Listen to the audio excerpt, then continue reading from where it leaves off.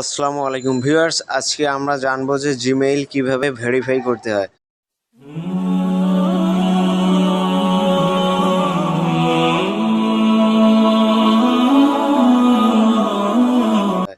তো প্রথমে আমরা আমাদের জিমেইল অ্যাকাউন্টে চলে যাব।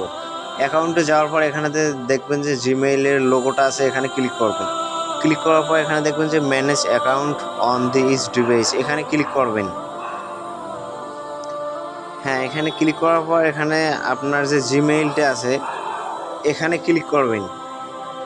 ক্লিক করার পর এখানে দেখবেন যে গুগল অ্যাকাউন্ট, এখানে ক্লিক করবেন। হ্যাঁ, ক্লিক করার পর উপর থেকে এদিকে একটু টেনে এখানে দেখবেন যে সিকিউরিটি নামে একটা অপশন আছে, এখানে ক্লিক করবেন। ক্লিক করার পর এখানে দেখতে পাচ্ছেন যে প্রোটেক্ট ইওর অ্যাকাউন্ট, এখানে ক্লিক করবেন। হ্যাঁ, ক্লিক করার পর এখানে দেখতে পাচ্ছেন যে ভেরিফাই, এখানে ক্লিক করবেন।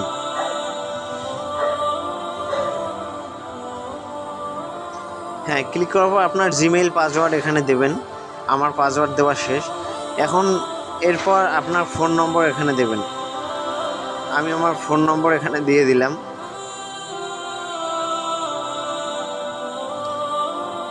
এখন এখানে যে নম্বরটা দিয়েছেন ওই নম্বরে কিন্তু একটা কোড চলে যাবে, ওই কোডটা জাস্ট এখানে বসিয়ে দেবেন।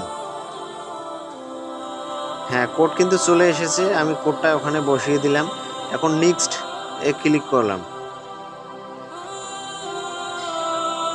এখন এখানে দেখতে পাচ্ছেন যে সাকসেস, এখন ডানে ক্লিক করে দেবেন।